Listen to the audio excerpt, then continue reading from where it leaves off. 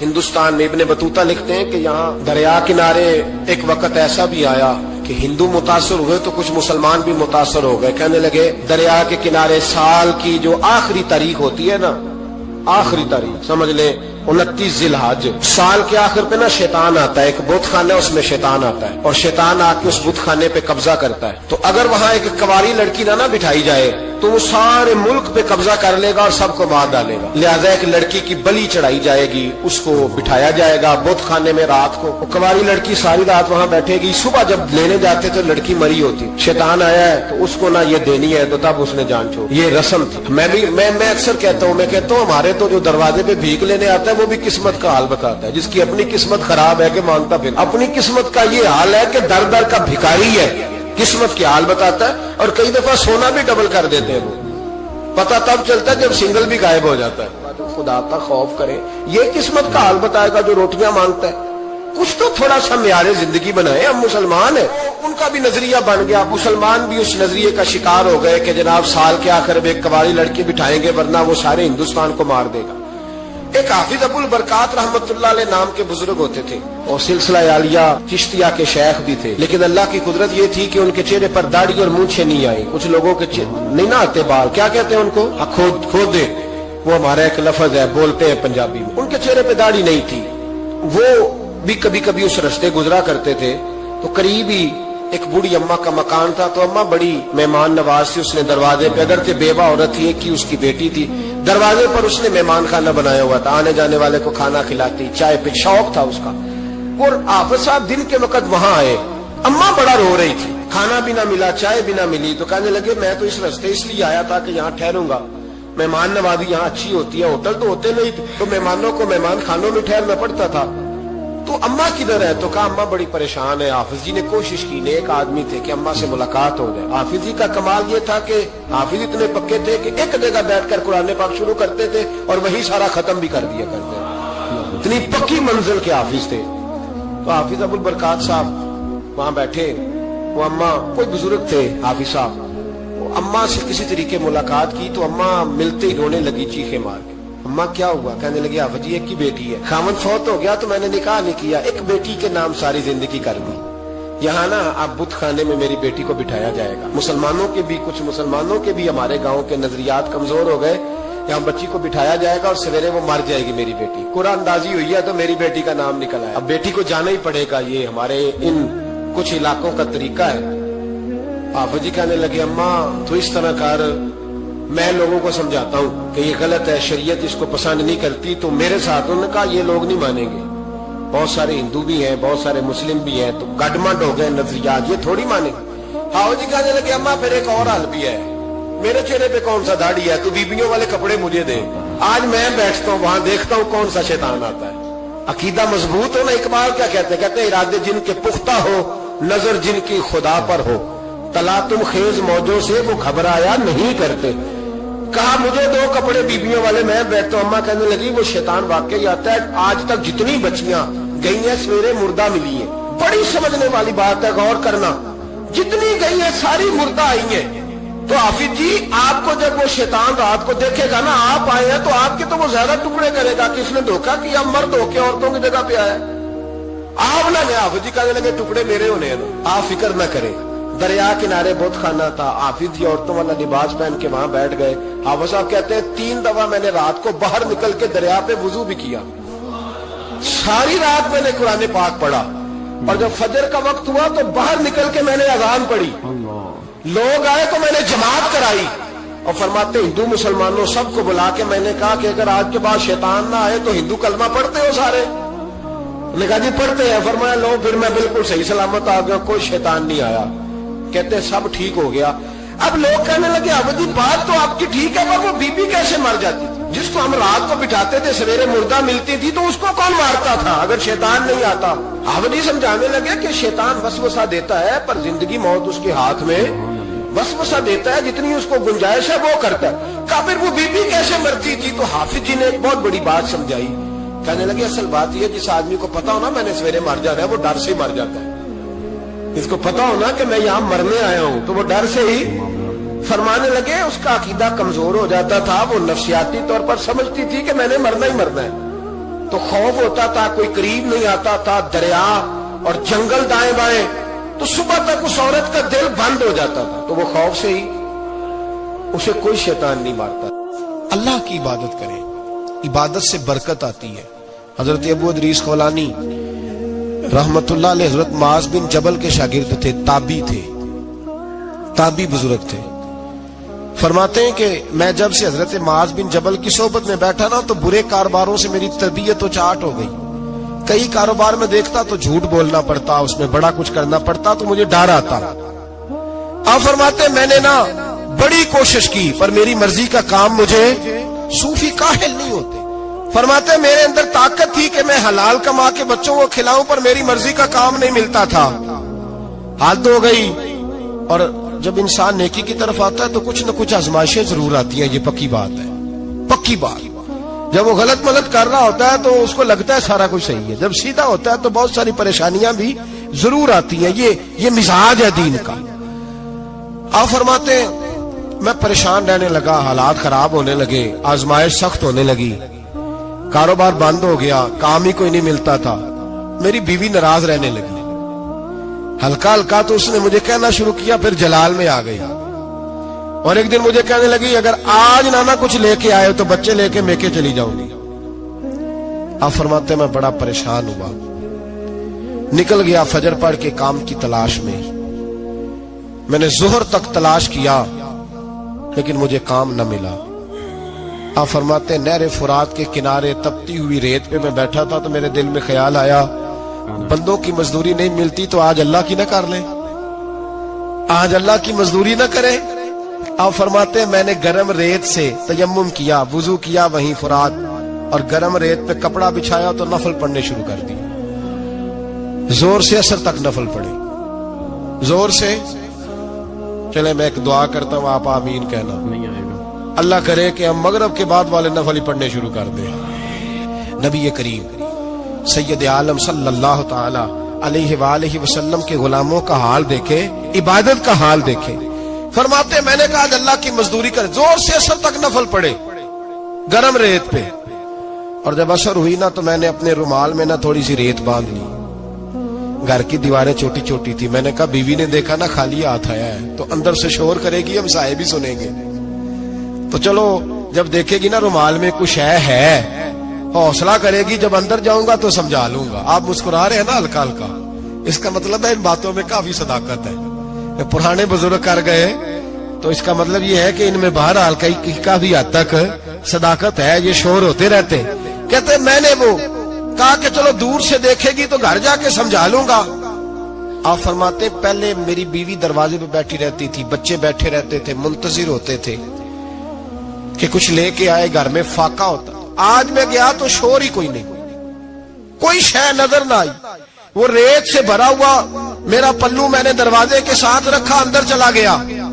بیوی کو آواز دی کہاں ہو, کہنے لگی منہ ہاتھ دھو لو, میں روٹی لے کے آئی. ہاتھ دھو گئی, روٹی کدھر سے آئی؟ اس گھر میں تو فاقے تھے, کھانا کدھر سے آیا؟ کہتے روٹی لائی, سلاد بھی لائی, دودھ بھی لائی, اس زمانے میں جو نعمتیں تھی پھل بھی لائی, سارا آ گیا. میں نے گھور کے دیکھا, میں نے کہا کدھر سے آیا یہ سارا کچھ, کہاں ہے بچے؟ کہنے لگی روٹی کھا کے باہر نکل گئے. میرے دل میں خیال آیا میری بیوی کا کردار تو چاند سے زیادہ اجلا ہے, تو یہ سارا کچھ کیسے آیا؟ میں نے کہا یہ کہاں سے آیا سارا کچھ؟ تو کہتی ہے میری طرف دیکھ کے کہنے لگی پتہ نہیں آج کس کریم کی مزدوری کرنے چلے گئے تھے, پتہ نہیں کس کریم کی مزدوری پہ چلے گئے تھے. زور ہوئی ہے تو اس نے اناج کی بوریاں بھیجی ہیں, چاول بھیجے ہیں, پھل بھیجے ہیں, اتنا کچھ بھیجا ہے کہ میرے گھر میں رکھنے کو جگہ ہی کوئی نہیں. یہ کہتے کہتے اٹھی اور کہنے لگی پہلے ہی بڑا آیا تھا, اب اور کیا لائے ہو؟ آپ فرماتے میں سکتے میں تھا, اس نے جا کے میرا رومال جو کھولا, میں ریت لایا تھا, رب کریم نے ہیرے بنا دیے, وہ ہیرے بن گئے. آپ فرماتے کہنے لگی کس کریم کی مزدوری پہ گئے تھے؟ فرماتے میں اٹھا اور کچی زمین پہ سر سجدے میں رکھا. میں نے کہا مالک میں ساری زندگی دنیا راضی کرتا رہا, لوگوں کے دروازوں پہ کھڑا رہا, تعلقات بنا کر تھوڑی سی روزی کے لیے جدوجہد کرتا رہا, دھتکارا گیا, ستایا گیا. مولا میں تو تیرے دروازے پہ آج آیا ہوں, پوری دیہڑی بھی نہیں لگائی, زور سے ڈیوٹی کی ہے, اللہ تیری تھوڑی مزدوری کا اتنا اجر ملتا ہے, خدایا تو اتنا نوازتا ہے. فرمایا اللہ میں محنت بھی کروں گا, کام بھی کروں گا, لیکن دنیا کی مزدوری تھوڑی کروں گا, مالک تیری عبادت زیادہ کروں گا. بھائی یاد رکھو, ہم ساری زندگی لوگ قبروں میں چلے گئے, مسجد نہیں آئے, قبروں میں الہاکم التکاثر حتی زرتم المقابر, قبر میں جانے کا ٹائم آیا, لوگوں کی نمازیں پڑھ دی گئیں پر لوگوں نے نمازیں شروع نہیں کی, نمازیں پڑھ دی. کہیں لے جاؤ, شادی کا موقع ہے تو وہ کراچی جانے کو تیار ہے, لیکن چند فرلانگ پہ مسجد ہے, مسجد جانے کو تیار ہے. اللہ کے ولی کی علامت ہے, وہ عبادت گزار ہوتا ہے. اور جو نہ نماز پڑھے نہ نماز پڑھائے وہ زندیق تو ہو سکتا ہے, پیر ہو سکتا, میں ذمہ داری سے کہہ رہا ہوں, زندیق تو ہو سکتا ہے پر پیر ہو سکتا بالکل. وہ کہتا ہے میں تکبر کرنے والوں کو پسند نہیں کرتا, وہ کہتا ہے فسادی پسند نہیں ہے, وہ فرماتا ہے کہ راہوں میں کجی کرنے والے پسند نہیں ہیں, وہ فرماتا ہے کہ بدعہدیاں کرو گے تو میں صبح قیامت تم سے سوالات کروں گا. اللہ تبارک و تعالیٰ بہت ساری چیزوں کو ناپسند کرتا ہے, ناراض ہو جاتا ہے.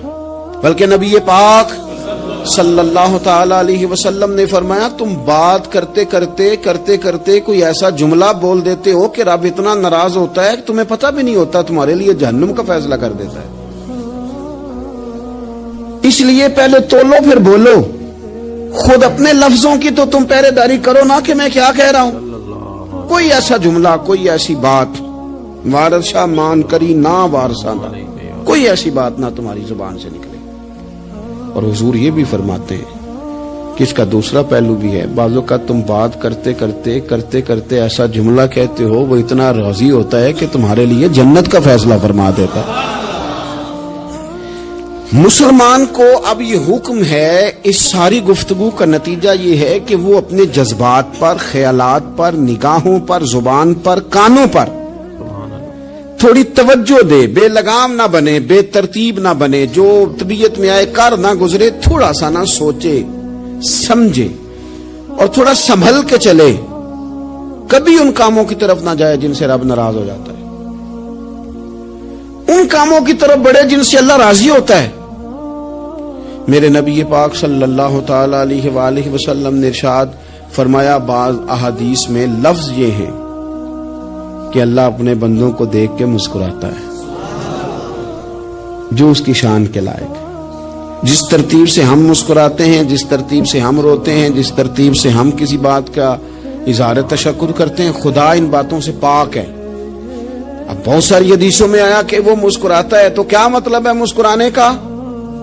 تو علماء تفسیر نے لکھا ہے مسکرانے کا مطلب یہ ہے کہ وہ بڑا ہی راضی ہوتا ہے اپنے بندے سے, بڑا راضی ہوتا ہے, یہ مطلب. ایک تو مسکرانے کا مطلب یہ کہ وہ بڑا راضی ہو گیا, وہ مسکرا دیا اپنے بندے پہ. اور ایک اس کا معنی خود نبی پاک صلی اللہ تعالی علیہ وسلم نے بیان فرمایا. مسند امام احمد بن حنبل میں حدیث ہے, حضور سید عالم علیہ السلام سے صحابہ نے پوچھا یا رسول اللہ شہید تو بڑے لوگ ہوتے ہیں, شہیدوں میں افضل کون ہے؟ تو اللہ کے حبیب علیہ السلام فرمانے لگے وہ والا بندہ جو ڈٹ گیا تھا کافروں کے مقابلے میں, وہ ہلا نہیں, پوری طرح ڈٹ کے جو لڑا وہ شہداء میں افضل ہے. حضور فرماتے ہیں وہ جنت کے بالا خانوں میں سیر کرے گا اور رب اسے دیکھ کے مسکرائے گا, رب اسے دیکھ کے مسکرائے گا, اللہ تعالیٰ مسکراتا ہے اسے دیکھ کے. اور اگلے جملے میں حضور نے وضاحت کر دی, فرمایا جب رب دنیا میں کسی پر مسکراتا ہے نا تو اس کا معنی یہ ہے کہ قیامت میں پھر اللہ اسے حساب کوئی نہیں لے گا. جس پر اللہ دنیا میں مسکرا دیا اس سے کوئی حساب, تو وہ کام ڈھونڈنے چاہیے نا جس سے اللہ مسکرائے. ویسے کبھی ہم ایسا کرتے ہیں کہ نہیں کہ کسی کو راضی کیا جائے, یہ کام ہم کرتے ہیں کہ ہماری کمپنی کا جو سربراہ ہے وہ ہم سے راضی رہے, جس ادارے میں ہم پڑھاتے ہیں اس ادارے کا بڑا ہم سے راضی رہے. یہ کرتے ہیں ہم, اس کے لیے کچھ نہ کچھ ہیلے بہانے ہم کرتے ہیں. برادری, قبیلہ, علاقہ, بستی, لوگ کسی طریقے سے ہمارے ساتھ مطمئن رہیں, کرتے ہیں نا یہ سارے کام. اس میں تھوڑی مشکل بھی ہمیں آتی ہے لیکن کرتے ہیں, کیا کریں. گھر میں بھی کئی دفعہ ایسا ماحول بنانا پڑتا ہے. چلیں ایک اور میٹھی مثال دیتے ہیں, زیادہ سمجھ میں آئے گی. چھوٹا بچہ خوش رہے, آپ اس کے لیے محنت نہیں کرتے؟ وہ چھوٹا ہے, اس کو خوش کرنا فرض ہے ابا پہ, لیکن وہ کہتا ہے کہ میں نے موٹر سائیکل لینا ہے. چھوٹا ہے, چلا ہی نہیں پائے گا, تو ابا پھر اسے راضی کرتا ہے, کہتا ہے بیٹے چھوٹا سائیکل لے لے, چل میں تجھے اڑانے والا جہاز لے دیتا ہوں. مقصود کیا ہے کہ اس کو ناراض نہیں کرنا, یہ روئے نہ, اس کا دل نہ ٹوٹے. ہو یارو سنو نا میں کیا کہہ رہا ہوں. اگر چھوٹے بچے کے لیے وہ چیزیں ڈھونڈتے ہو, میرے ابا جی نا اپنے نواسے کے لیے کھلونا لے کے آئے تو بچہ بڑا ہی کھیلا, تو ابا جی کہنے لگے لو پیسے پورے ہو گئے. میرے بچے کو پسند بڑا ہے نا, پیسے پورے کر چھڑے نے, دیکھو نا جی کتنا اس کو راضی ہوا ہے.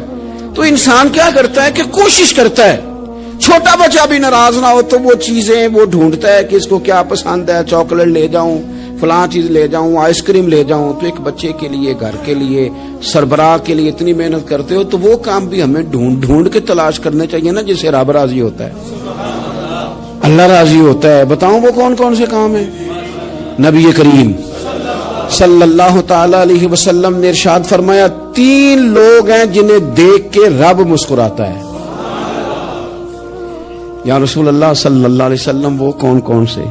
تو محبوب فرمانے لگے, ایک وہ بندہ ساری مخلوق سوئی ہے, آدھی رات ہے, رات کا پچھلا پہر ہے, اس نے اٹھ کے وضو کر لیا, مصلی پہ کھڑا ہو گیا خدا کی یاد میں.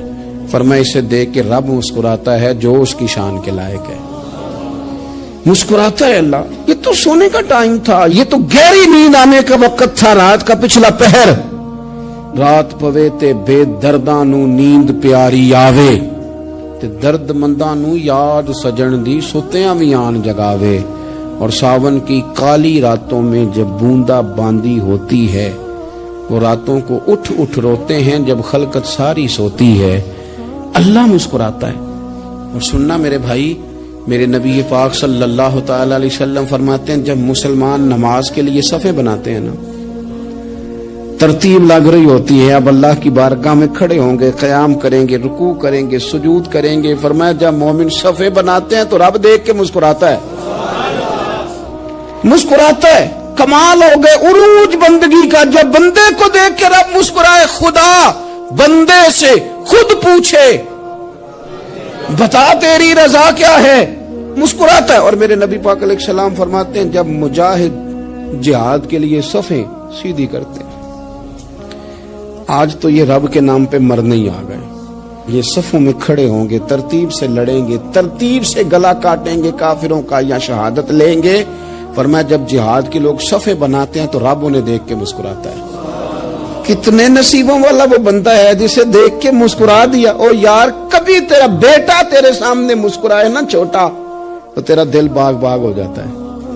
تیری ماں بیمار کسی ایک دن صحیح طرح ہنس پڑے تو طبیعت خوش ہو جاتی.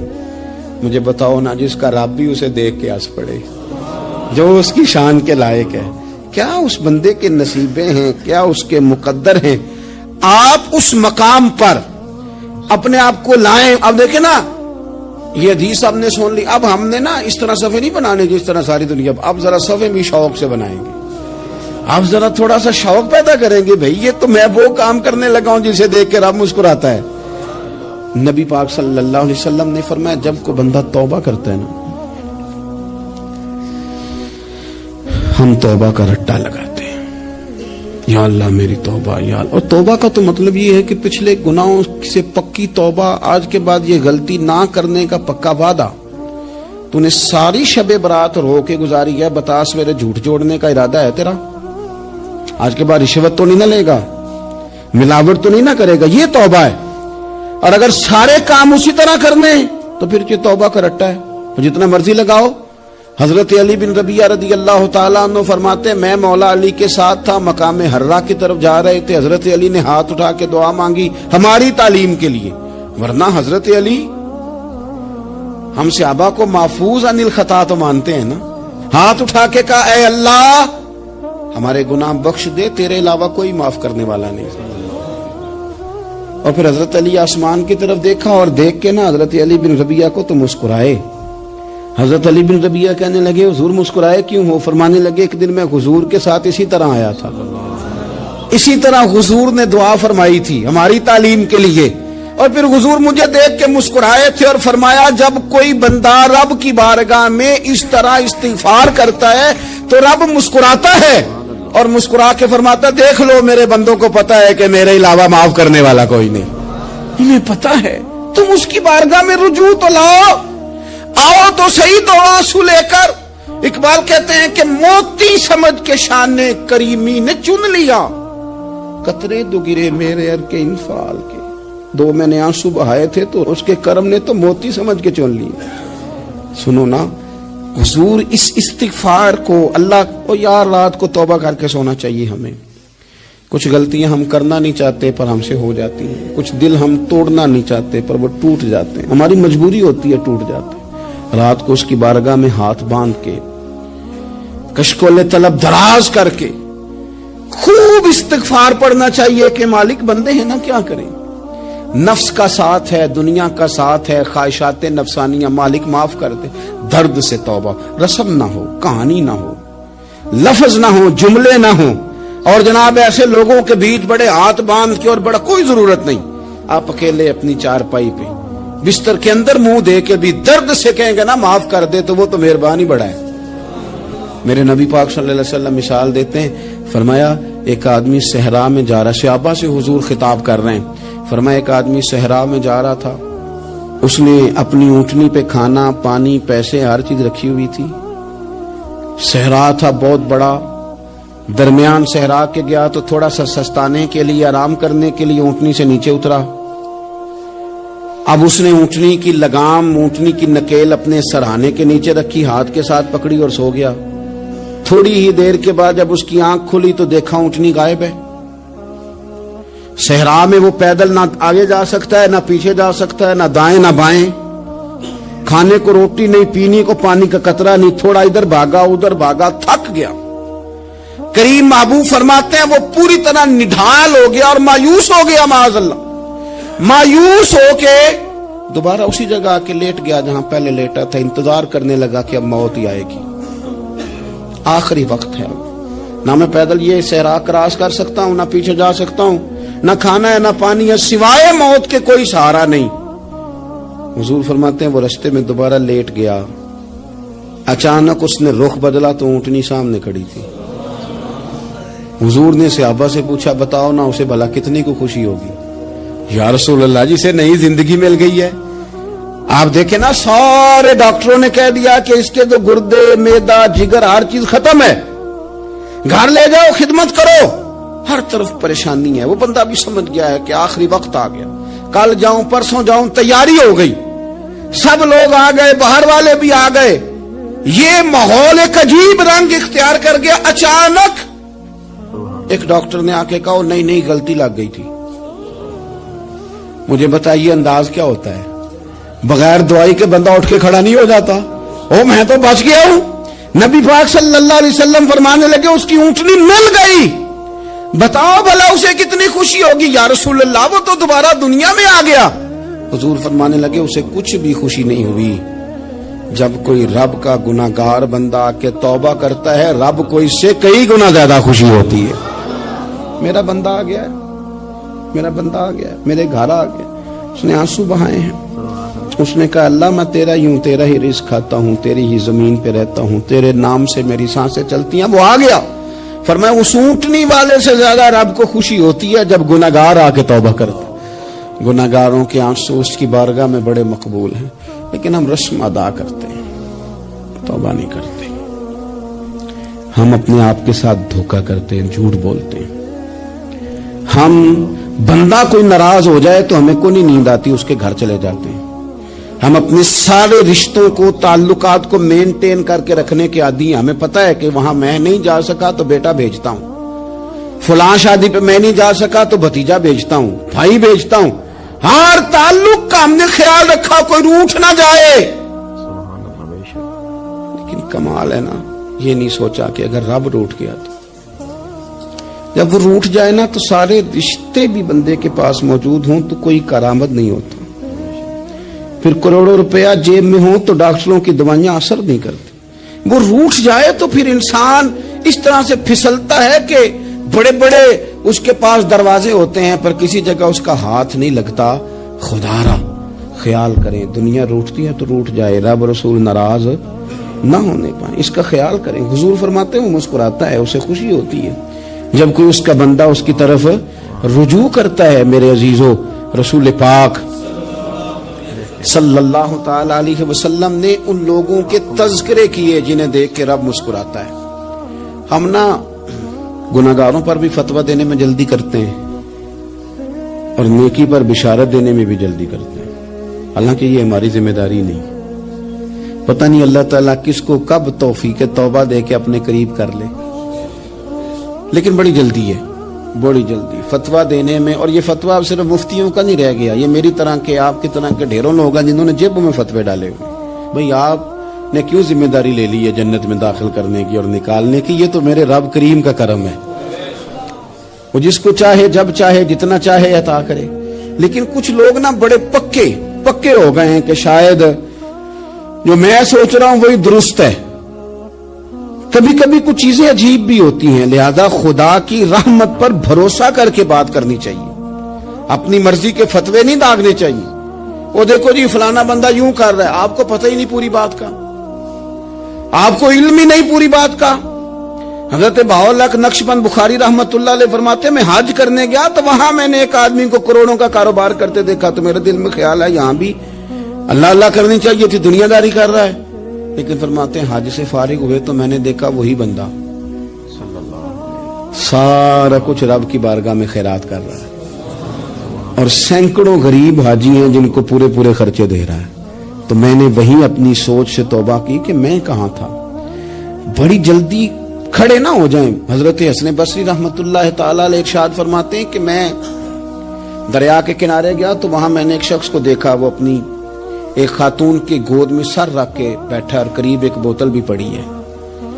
میرے دل میں معاذ اللہ خیال آیا کہ دیکھو کس انداز میں ایک عورت کے ساتھ یہ ہے, اور پاس بوتل بھی پڑی ہے, جانے شراب ہے.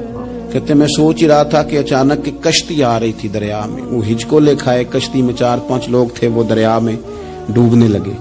وہ آدمی تیزی سے اٹھا, دریا میں چھلانگ لگائی, پہلے ایک کو نکالا, پھر دوسرا نکالا, پھر تیسرا نکالا. ایک بندہ رہ گیا, کہنے لگا حضور مجھے تو آپ نے گناہگار سمجھا ہے, میں تو بڑے غلط انداز میں یہاں بیٹھا ہوں, آپ نے جو سوچا چلیں گے چوتھا بندہ آپ نکالنا ہے, کرے نا یہ کام, کرے نا یہ کام. بڑے بھولے بھالے بڑے اللہ والے, ریاض آپ کو بس ہم ہی جانتے ہیں, اتنی جلدی فتویٰ. حضرت حسن بصری فرماتے ہیں میں پشیمان ہوا, میں نے کہا مجھے تیرنا نہیں آتا, تو دیر نہ کر چوتھا ڈوب نہ جائے. پھر تو اس نے چھلانگ لگائی, چوتھا بھی نکال لایا اور کہنے لگا حضرت آپ نے جلدی کی سوچنے میں, یہ بی بی میری ماں ہے اور یہ سرکے کی بوتل ہے. ہم ماں بیٹے کا یہ مشغلہ ہے کہ یہ وہ جگہ ہے جہاں آ کے لوگ مسافر اترتے ہیں, اور یہاں سے کسی کا گھر 100 میل ہے, کسی کا 200 میل ہے. ہم صبح سرکہ کھجوریں روٹیاں لے کے یہاں آتے ہیں, مسافروں کی نوکری کرتے ہیں, کوئی پریشان ہو تو مدد کرتے ہیں. حضرت خواجہ حسن بصری فرماتے ہیں میں نے معافی مانگی, ان سے بھی مانگی, رب سے بھی مانگی. انہوں نے مانگ لی نا, بزرگ تھے, پر ہم کو نہیں تیار مانگنے کو. ہم ہر وقت بدگمانیاں, وہ فلانے جرم کرتا تھا, میں اسے اب کیسے نیک مان لوں. بھئی اب وہ نمازی ہے, خدا کے گھر آتا جاتا ہے, اب اللہ کی بارگاہ میں حاضر ہوتا ہے. جب رب نے معاف کر دیا تو بھی سوچ بدل جا. سنیں حضور کیا فرماتے ہیں. نبی پاک صاحب الاخلاق صلی اللہ تعالی علیہ وسلم فرماتے ہیں, مسند امام احمد بن حنبل دیکھیے, فرمایا رب اس وقت بڑا ہی مسکرائے گا جب قاتل بھی جنت میں جائے گا, مقتول بھی جنت میں جائے گا. یا رسول اللہ مقتول تو گیا, یہ قاتل کیسے چلا گیا؟ حضور فرماتے ہیں جائے گا, اور جائے گا اور رب مسکرائے گا جو اس کی شان کے لائق ہے. یا رسول اللہ کس طرح؟ تو نبی پاک صلی اللہ علیہ وسلم فرمانے لگے اس نے ایک مومن کو قتل کیا تھا, وہ شہید ہو کے جنت میں چلا گیا. اب اللہ نے بعد میں اسے توبہ کی توفیق دے دی. پہلے اس نے کلمہ پڑھا, پھر یہ میدان میں اترا, کافروں سے لڑا, یہ شہید ہوا, رب نے اسے بھی جنت دے دی. قاتل بھی جنت میں, مقتول بھی جنت میں. اور بات اتنی انوکھی ہے کہ رب دیکھ کے مسکرا رہا ہے جو اس کی شان کے لائق ہے. ہم جلدی میں ہیں, ہم انتظار نہیں کر رہے کہ شاید توبہ کر جائے, ہم انتظار نہیں کر رہے. لیکن میرے عزیز इतनी जल्दी न करें। सोचों का साफ होना, जहनों का पाक होना और लोगों के बारे में गुमान का अच्छा होना। आप किसी नफ्सियात के डॉक्टर के पास चले जाएं, उसे कहें टेंशन बढ़ी है, मैं उनके मज़ामीन पढ़ता रहता हूं, वो सबसे पहला सबक आपको ये पढ़ाएंगे कि अच्छा सोचा करें। अच्छा सोचने से बंदा तंदुरुस्त रहता है। किससे बंदा तंदुरुस्त रहता है? हैं जी, वाकई। यानी इस वाले पड़ोसी के बारे में भी अच्छा सोचना है घर में, इस वाले के बारे में भी, छोटे भाई के बारे में भी अच्छा सोचना है और बड़े के बारे में भी अच्छा ही सोचना है। यानी अपनी बरादरी कबीले के बारे में भी अच्छा सोचें, जो कबीले का नहीं उसके बारे में भी चलें, थोड़ा सा अच्छा सोच लें। अपने बारे में तो अच्छा सोचा है बड़ा। मैं कहता हूं कि हम अपनी गलतियों समेत अपने आप से बड़ा प्यार करते हैं और दूसरे की एक गलती नजर आ जाए तो हमें घिन आने लग जाती है। आप जल्दी न करें, मालिक ने मौका दिया है बंदों को, ना वो किसी का रिज्क छीन रहा है, ना सांसें छीन रहा है, वो अपनी जमीन पे चलने भी दे रहा है, रहने भी दे रहा है। तो जब उसने मौका दिया है, आप भी थोड़ा मौका दें। अल्लाह बड़ा करीम है, दरवाजे खोलेगा, उसके बंदे उसकी बारगाह तक पहुंचेंगे। बदगुमानियां और फिर बदगुमानियों का उरूज और उस लेवल तक जाके बात कर देने का जहां से खौफ आए कि यार ये बात नहीं करनी चाहिए। रसूल कायनात सरवर दो आलम सल्लल्लाहु ताला अलैहि वसल्लम फरमाते हैं कि अल्लाह मुस्कुराता है। देखो हमारे यहाँ ना एक और भी मसला बन गया है। मैंने कुछ लोगों को ना पक्का, मेरे प्यारे हैं, मोहब्बत है मुझे, तो मैं चूंकि आप मेरी क्लास है, मैं मुशाहिदाती और तजर्बाती बातें भी कर लेता हूँ, उसी की रोशनी में कई दफा गुफ्तगू भी तैयार करता हूँ। कुछ लोगों ने ना पक्का ज़हन बना लिया ये कहने का कि हाथ बड़ा तंग है। पक्का आप जिस वक्त पूछ लें उनका हाथ और बड़ा ही ज्यादा तंग है। आप यकीन करें, बहन का जो खामंद है वो कह रहा है जा हिस्सा लेके आ, तेरे भाइयों की कमाई तो नहीं तेरे अब्बा की है, लेके आ। वो बेचारी उसकी मिन्नतें कर रही है, कहती है अगर जाऊंगी ना तो वो कहेंगे हिस्सा ले जा, आज के बाद हमारे घर ना, मेरा दरवाजा ना बंद करो, मेहरबानी करो। और भाई से बात करती है तो कहता है हाथ ही बड़ा तंग है, जब ठीक होगा तो दे दूंगा। न करें ये जुल्म। हमारे अपने तड़पते रहते हैं और हमारी दौलतें अंदर पड़ी रहती हैं। हमारे अपने छोटी छोटी जरूरियात के लिए परेशान होते हैं, लेकिन हम बड़े बड़े बहाने हैं हमारे पास, कहते हैं ये निकम्मा है, ये निखट्टू है, ये काम नहीं करता, इसमें फलाना है, बे फलाना है, बलियादा मैंने नहीं साथ चलना। इसार जब आपके अंदर पैदा होता है ना, इसार जब किसी के लिए आप हसास होते हैं तो आपको भी सुरूर हासिल होता है। न करें ये काम कि आपको अल्लाह ने वुसअत दी और हर वक्त आप हाथ तांग होने का रोना रो रहे हैं, हर वक्त आप ये कह रहे हैं मैं बड़ी आजमाइश में हूं, जब खुदा ने आप पे नहीं डाली। तो इतने झूठ बोलना सिर्फ इसलिए कि मेरे पैसे बच जाएं, सिर्फ इसलिए कहानी सुनाना कि हालात मेरे बड़े खराब हैं कि कोई बंदा मेरे से कुछ थोड़ा बहुत कर्ज ना मांग ले। सुनो, नबी पाक सल्लल्लाहु अलैहि वसल्लम के पास मेहमान आ गया, बुखारी मुस्लिम है।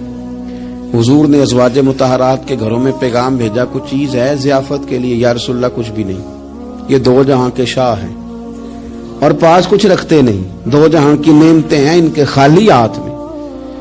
या रसूलल्लाह कोई चीज भी नहीं। हुजूर ने सहाबा के मजमे पे नजर डाली, या रसूलल्लाह सल्लल्लाहु अलैहि वसल्लम हुक्म हो, तो हुजूर फरमाने लगे तुम में से कोई बंदा है जो इसे घर ले जाए, रोटी खिलाए। एक सहाबी उठे फौरन, हुजूर मैं लेके जाता हूं, खाना खिलाता हूं। फरमाते हैं मेरे घर में सिर्फ बच्चों का खाना था, ये नहीं कि फ्रीजर भरा हुआ है नेमतों से, सिर्फ बच्चों का खाना। ये नहीं कि किसी को देख के अपनी हंडिया पे बर्तन दे लिया, सिर्फ बच्चों का खाना। कहते हैं घर गया, बीवी से कहा क्या कैफियत है? कहने लगी बच्चों की रोटी है। मैंने कहा बच्चे सुला दे, सुबह नाश्ता कर लेंगे। तो कहने लगी आप क्या खाएंगे? तो मैंने कहा ना मैं खाऊंगा ना तू खाएगी, मेहमान जो नबी पाक का है। कहा अच्छा, अब जरा तजवीज देखो मियां बीवी की सूझी आपस में। कहते हैं खाना लगा देना, क्योंकि एक आध बंदे का खाना है। अपनी गुर्बतों का हर जगह इजहार करना, रोना रोना, ये देखो गुर्बत कैसे छुपाई जा रही। उसको कहा नहीं कि चल तू थोड़ा रहम खा, तू आया है तो थोड़ा रहम खा, ये नहीं कहा उठ के ना तू खाना रखना और उठ के ना चिराग ठीक करने के बहाने बुझा देना। हम दुनिया वालों के सामने क्यों अपने दुख बयान करें? हम जो कहेंगे रब रसूल की बारगाह में कहेंगे। तू ना चिराग ठीक करने के बहाने। अहलिया उठी, کھانا دینے کے بعد چراغ ٹھیک کرنے کے بہانے بجھا دیا. خامد بھی ہاتھ چلاتے رہے, بیوی کبھی برتن رکھتی کبھی اٹھاتی, پتہ چلے کہ کھانا کھا رہے ہیں. کھانا کھایا جا رہا ہے. کہتے ہیں مہمان پیٹ بھر کے کھانا کھا گیا. یہ کام ہوا رات کے اندھیرے میں, اس وقت ہوا جب چراغ بھی بند تھا, اس وقت ہوا جب کوئی دیکھنے والا نہیں تھا, کسی پڑوسی کو بھی خبر نہیں تھی. فرماتے ہیں صبح کے اجالے میں اس مہمان کو لے کے مسجد نبوی میں نے قدم رکھا تو نبی کریم نے فرمایا رات جو تم نے کام کیا ہے نا اسے دیکھ کے میرا رب بڑا مسکرایا ہے, اللہ بڑا مسکرایا ہے. اللہ تردامنی پہ شیخ ہماری نہ جائیے, ہم دامن نہ چھوڑ دیں تو فرشتے وضو کریں. یہ شان ہے صحابہ کی. نبی کریم علیہ السلام نے فرمایا رب رات مسکرایا تیرا یہ انداز دیکھ کے, اور اس نے قرآن نازل کیا وَيُبْصِرُونَ عَلَىٰ أَنفُسِهِمْ وَلَوْ كَانَ بِهِمْ خَصَاصَةٌ. کچھ لوگ وہ ہیں جنہیں بڑی بھی ضرورت ہو تو دوسروں پر احسار کر دیتے ہیں, قربانی دے دیتے ہیں. رب مسکرایا ہے. اندر پیسے رکھے ہوئے ہیں, اندر پیسے رکھے ہوئے ہیں, اور بہن آ کے منت کر رہی ہے کہ بھائی حالات بڑے خراب ہیں, تھوڑی سی مہربانی کر. تو کہتے ہیں بہن پردہ ہی ہے بس, کیسے بتاؤں تجھے حالات, تجھے کیا بتاؤں, کام کتنی مشکل سے چلتا ہے, یہ پردہ ہی ہے بس. بہرحال اگر تو نے کہا ہے نا 50,000 تو میں زیادہ نہیں کوئی 20 کو دے دوں گا تجھے, وہ بھی خاصی نیکی کر کے, وہ بھی بتا سکھا کے. رات اماں پہ علیحدہ سے احسان چڑھاؤں گا, ابا پہ علیحدہ سے چڑھاؤں گا کہ تمہاری بیٹی کے ساتھ تعاون کرنا, سارے علاقے کو ویسے ہی بتاؤں گا. اور وہ غریبنی بیچاری 20,000 لے کے گھر گئی ہے, پھر سفارشیں کر رہی ہے کہ مہربانی کرو. میں نے ایسے بھی دیکھے ہیں جو پہلے بیوی کو پکڑاتے ہیں تو دے, اس لیے کہ پھر وزیر اعظم تو ڈنڈا نکال لے گا تو بڑا مشکل ہو جائے گا پھر گھر میں رہنا, لہذا وہ یہ تو آگے لگ. یہ کیا لہجہ ہے آپ کا, یہ تو کسی کو بھی دیں تو چھپا کے دینے کا حکم ہے, کسی کو بھی دیں تو ہمیں حکم یہ ہے کہ سیدھے ہاتھ سے دینا ہے, الٹے کو خبر. اور یہ جو بالکل ہی اپنے ان پر تو پردہ پوشی آپ کے لیے ویسے ہی ضرورت تھی. میرے عزیز رب مسکراتا ہے. میرے نبی پاک علیہ السلام نے یہ اعمال ہمیں بتائے جن پر اللہ مسکراتا ہے, خوش ہوتا ہے. اور بعض لوگوں کو حضور نے نامینیٹ کیا. حضرت سعد بن معاذ رضی اللہ تعالیٰ عنہ عظیم صحابی تھے. یہ وہ خوبصورت صحابیاں جن کے جنازے کو کندھا میرے نبی پاک نے عطا فرمایا, حضور نے کندھا عطا فرمایا. کمال ہو گئی. نرخ بازار محبت کا انوکھا ہی ہو گیا, خود خریداروں میں شامل آ کے مولا ہو گیا.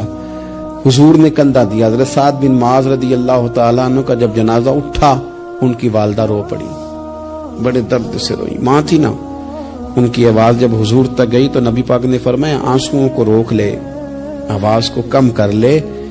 تیرے بیٹے کی تو جب روح پرواز ہوئی ہے تو رب مسکرایا ہے. جس کے آنے پہ رب راضی ہو مسکرا دے جو اس کی شان کے لائق ہے. یہ تو وہ لوگ ہیں کہ جن کے جانے پر نا رب, وہ کسی نے کہا تھا کہ میرے مرنے پہ ہر سو شور مچ جائے گا, دیکھو گے میرے مرنے پہ ہر سو شور تمہیں پتہ چل جائے گا جب ہم جائیں گے.